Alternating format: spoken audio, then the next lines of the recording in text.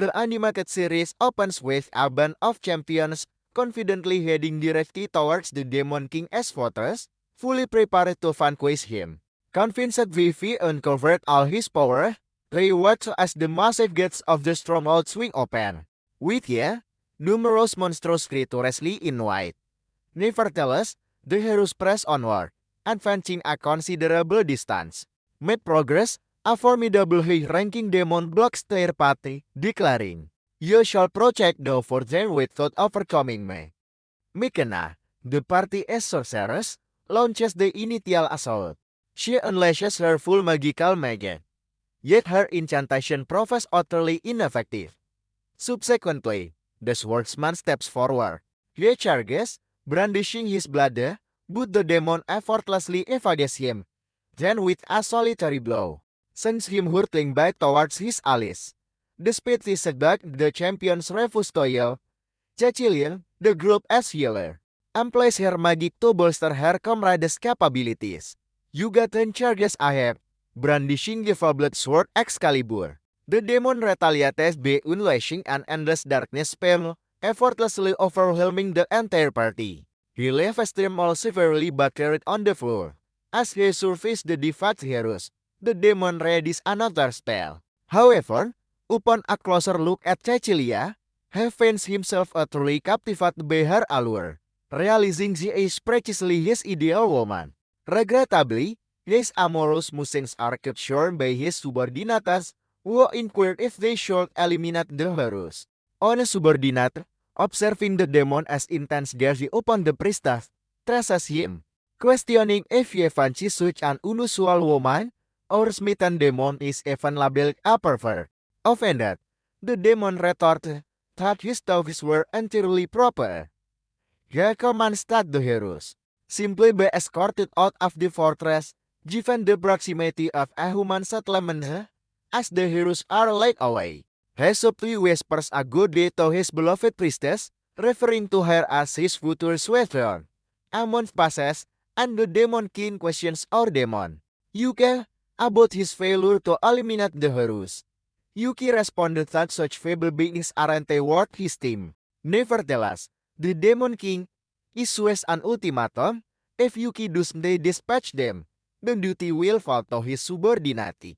Yuki understands he cannot permit this, as his devoted subordinates would likely be vanquished by the heroes.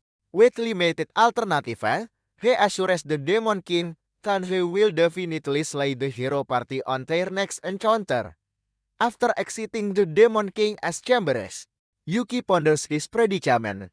He can no longer afford to spare the heroes, yet he also has no desire to entirely fight. In reality, Yuki possesses immense power, and the heroes are far from weak.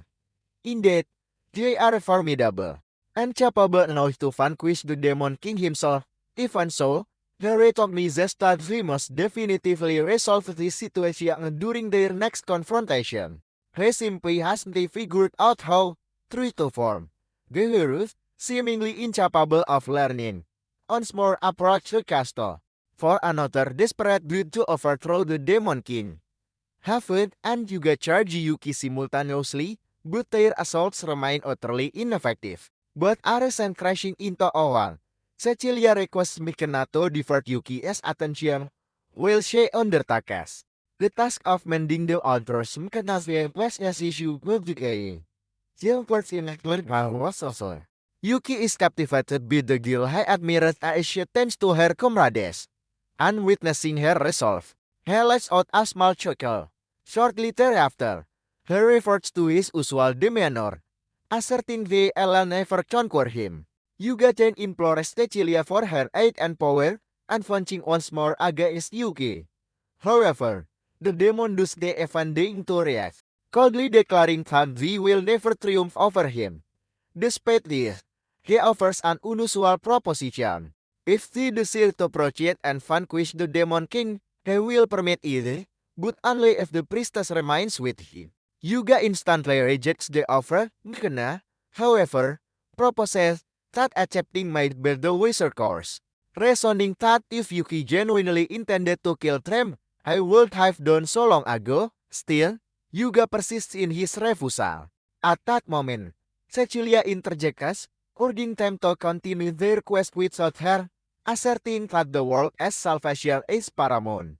Outweighing her individual existence, the heroes, though reluctant, press onward, but vow to Cecilia that they will return to free her. Once Yuki is finally alone with Han, Cecilia proclaims that, even if she cannot defeat him, she will battle to her last breath. She then unleashes her sacred lasso upon Yuki.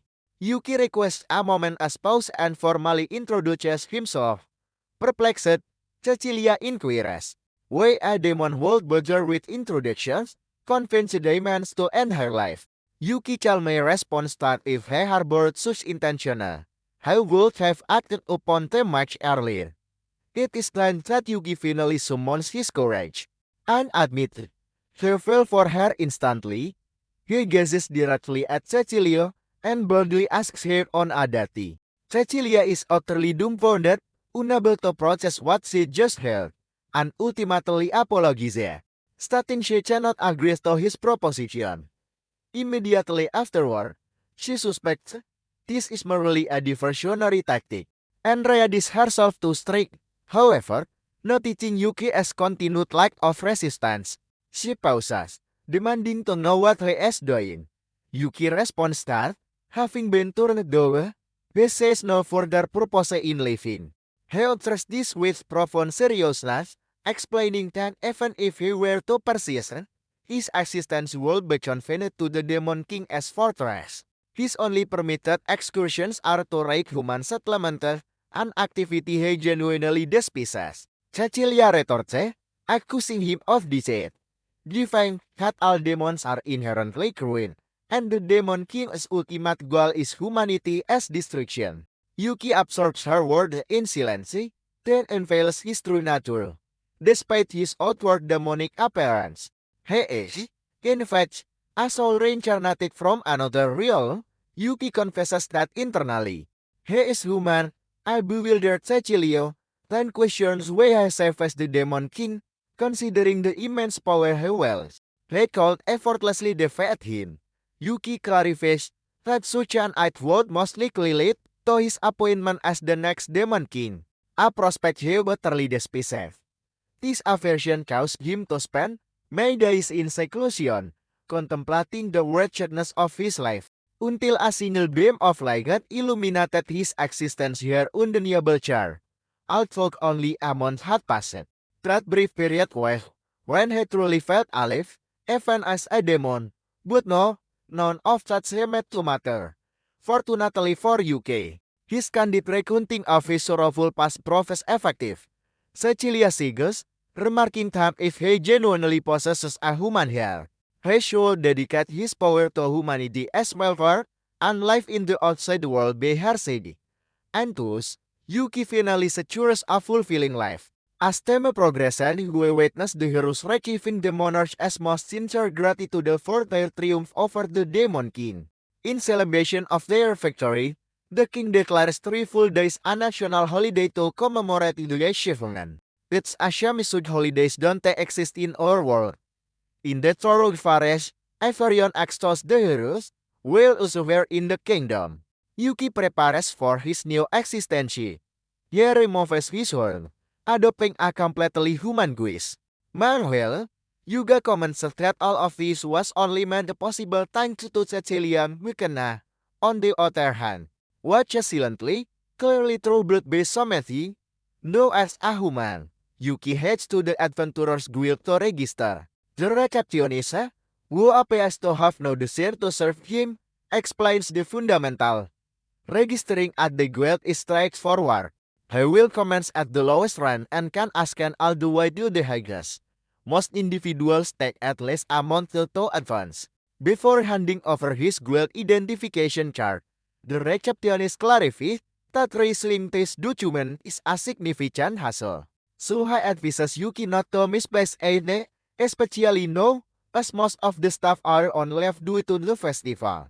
After completing the registration, the receptionist introduces himself as Clayman, and with all his characteristic laziness and lack of enthusiasm for customer service, he extends a perfunctory goodbye to the new adventurer. Yuki immediately begins working on the next fall.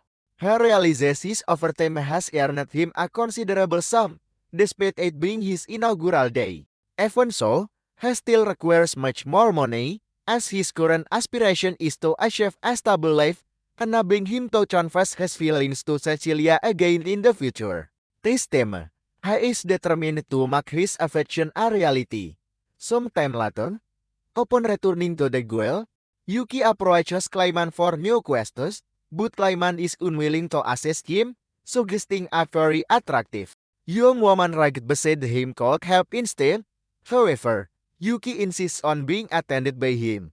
The other adventurers discuss a novice who is ascending rank at an astonishing pace, compelling Clayman to inquire about Yuki's true identity. Given his rapid progression, Yuki responded, "Tianhe is merely an ordinary young mage." As Clayman lacks the strength to initiate a confrontation, he decides not to delve into the matter further. Should a problem arise, it won't be his responsibility to handle it.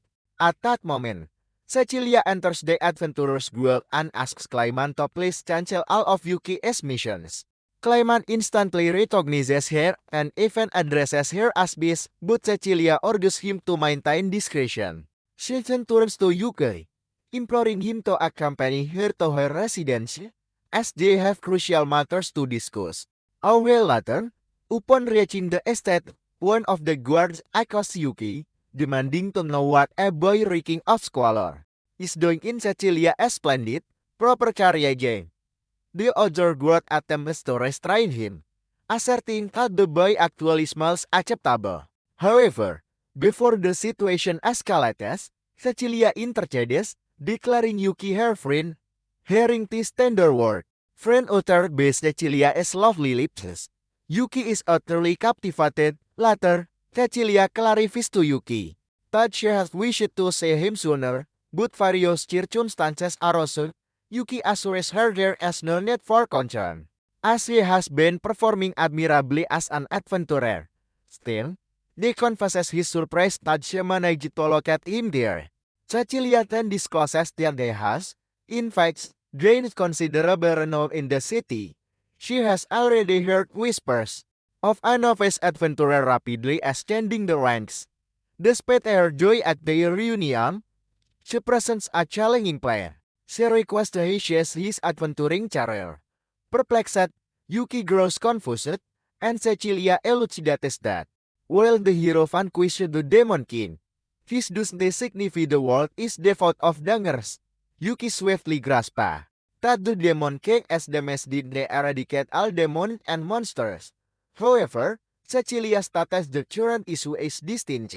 As human nations could, at any moment, initiate a struggle for dominance, with early indications already manifest. A real-world parallel might be drawn, like a certain leader is actions in a South American country thought that happened in all reality, the analogy holds. So then, a global conflict will erupt, she warns. The hero, she adds, has been inundated with marriage proposals from various kingdoms. Their rulers leverage status, wealth, and matrimony to amass military might and sway. Essentially, they aim to transform the hero into a strategic asset for warfare. In UK's situation, he is a novice adventurer who has progressed through the ranks with alarming speed, and if he persists, he will soon attain S rank. Should a kingdom enlist him and uncover his genuine demonic heritage, he would become the focal point of their attention. Such a discovery could lead to his exploitation as a tool for global conquest, or in the dearest scenario, his transformation into the subsequent Demon King. This outcome would signify the termination of his current existence. Yuki grasps her concern but retorts that his living expenses require payment. Cecilia clarifies that despite her desire to employ and compensate him, regrettably, she lacks the financial capacity to retain an S-rank adventurer. Nevertheless, she pledges to exert every effort within her capabilities. For the realm's tranquility, she implores him to consent. Yuki resists and requests that she refrain from bowing to him. Furthermore, he unequivocally states his disinclination to entertain offers from rival monarchies. Not even if a captivating woman will to entreat him for the straightforward reason that, currently, Cecilia is the sole woman who captures his attention. Cecilia chuckles softly, a blush creeping onto her face, admitting her anxieties were unfounded, especially since she has no intention of departing this realm. She informs him he may persist in his role as an adventurer. At that precise moment, they are interrupted by Celine, Cecilia's mother. Yuki courteously presents himself to the woman who could potentially become his future mother-in-law, and Celia offers an apology for the girl's conduct. Yuki responds that there is no cause for concern. Despite this, Celia instructs the headmaid to undertake the proper instruction of that discourteous guard. Yuki surmises that the maid will likely avoid undrastic measures, perhaps merely withholding his meals. However, he abruptly overhears Sofia inquiring about the number of bones she ought to fracture, leading him to the immediate conclusion that the guard's fate is sealed. Observing the peculiar tension, Cecilia inquires whether the guard's transgression is the underlying cause of their current assembly. Celia offers an apology and requests Sophia to grant him a moment of privacy. Once the young woman and Yuki are by themselves, Celia discloses to Yuki that her daughter has been the recipient of numerous marriage overtures, among which was one from the hero himself. Yuki becomes flustered and annoyed, pondering with that accusation. Renowned hero failed to seek out another woman. However, Cecilia reassures him, clarifying that she had declined every single proposal, including that of the hero. Celia clearly perceives that Yuki, though, harbors affections for her daughter, and after taking a seat beside him, she directly poses the question of whether you will be killed after teaching. Anticipating Asterix for ultimate unbigger sarcasm, Yuki offers an apology, clarifying that they had previously declared his feeling and, as a consequence, was turned down. Therefore, his immediate objective is to diligently pursue his career as an adventurer, establish a secure existence, and only then re-express his affection to Cecilia. Cecilia inquires if he is deliberately eschewing the simpler route. Yuki then seeks her forgiveness if they caused offense, but asserts his desire to project on hard mode. As he believes that completing games on an edge difficulty setting is characteristic only of the Fable. Moments later, Celia smiles and declares his approval, remarking that she would not readily entrust her daughter to just any individual. He is now formally welcomed into their household. Subsequently, Cecilia observes that her mother appears to have developed an affinity for him, and inquired if this causes him any discomfort. Yuki responds in the negative, reasoning that she will soon become his mother-in-law. With a slight blush, he makes one final plea, if Cecilia permits, he would prefer to address her solely by her given name. Cecilia pauses for a few seconds to process his request but then affirms that there is absolutely no issue, and as he will be addressing her in that manner, she will reciprocate by calling him by his first name as well, a prospect that ultimately delays Yuki greatly. Thus concludes this video.